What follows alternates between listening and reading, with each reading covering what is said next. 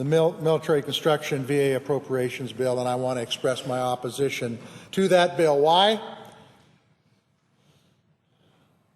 We just heard a presentation from a senator here a minute ago that talked about shooting down planes and potentially going to war. The amount that it costs to take care of our veterans is a cost of war.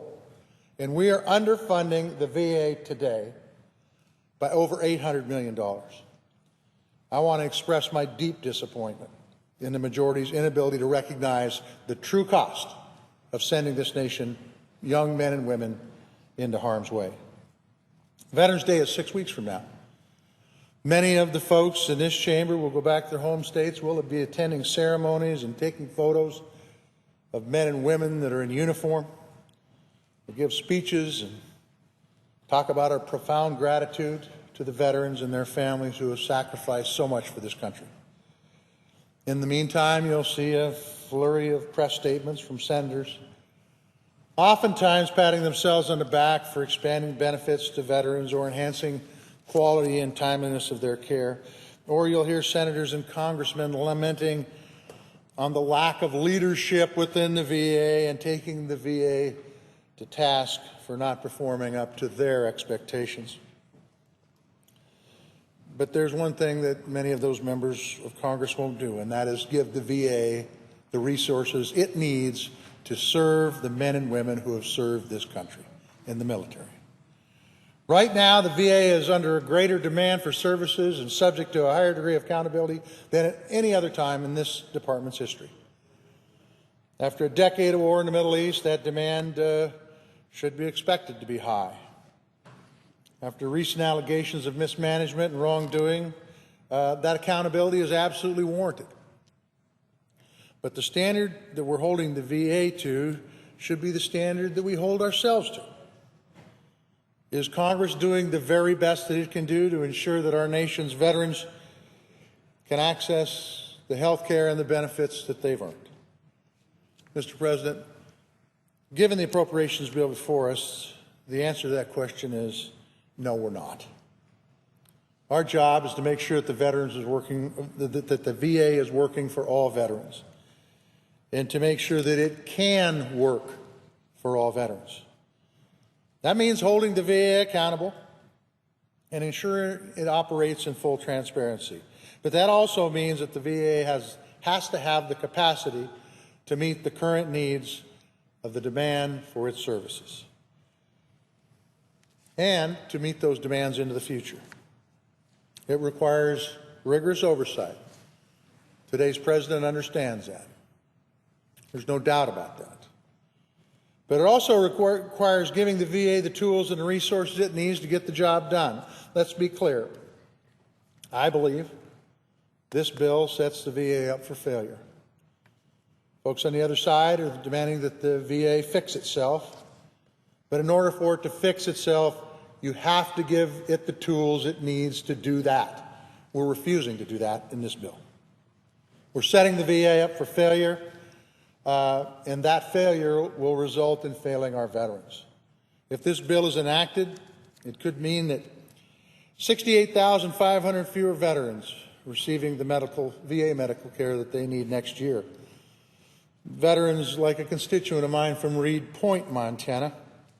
This man had an eye exam in early February, received a prescription for a new pair of glasses. He was told that he would receive them in 4 to 6 weeks. But due to a large backlog, he did not receive them until July. It took 5 months to get this man glasses. Now, how are we going to improve the quality of care for veterans if the VA budget isn't where it needs to be? Take the story of Perry. 67 years old. He's 100% service-connected disability due to Agent Orange exposure in Vietnam. He relies on the VA for life-saving cancer treatment. Without chemotherapy and specialty care, Perry's prognosis is not good. And to make matters worse, the VA can only approve 6 appointments at a time, which is a real challenge for Perry because he's receiving treatments 5 days a week. So every week he has to fill out another round of paperwork to qualify for medical care. These are real folks that serve their country. They're veterans who have real issues. with the VA today at current funding levels. Do we think these problems are going to be easier to solve if we give them an underfunded budget? They won't be. Over the last 14 years, we've fought 2 wars in the Middle East. Almost 10,000 Americans are still involved in a fight in Afghanistan at this very moment. For them, this war is far from over. And for many people in this chamber, some who led us into the war in Iraq, they refuse to admit that these are also the true costs of war, taking care of our veterans. When we send young men and women over there and put these wars on America's credit card, as we did, financed by China, Japan, and others, we do not bother to factor in what it would cost to meet their health care and education requirements when they come back home. Honoring our commitment to veterans is a cost of war, and one that we should never forget about. Those who came home are now suffering from physical wounds, but also wounds we can't see. As I said yesterday, at least 22 veterans are taking their own lives every single day. $1 billion less won't help the VA get these men and women back on their feet and give them the mental health care that they need. The VA also faces unprecedented demand for a new treatment of diseases like hepatitis C that are shorter in duration with fewer side effects, that have cure rates, and this is very good news, approaching 100%, but they cost money. And as Vietnam veterans reach retirement age, that means nearly half of this nation's veteran population will be 65 years of age or older. They're entitled to their VA care. After all, they have earned it, and they're going to need more and more of that care in the years ahead. My home state of Montana is second highest per capita in veterans population in this country. It's a rural state where distance poses a major obstacle to care. The Choice Act that we passed and was enacted last year was designed to address many of those obstacles that rural veterans face. The VA is also working to establish residency programs in rural states to encourage medical providers to locate in those rural states. We need to build off of these efforts and work to ensure that they're carried out as we intended and as the veterans deserve.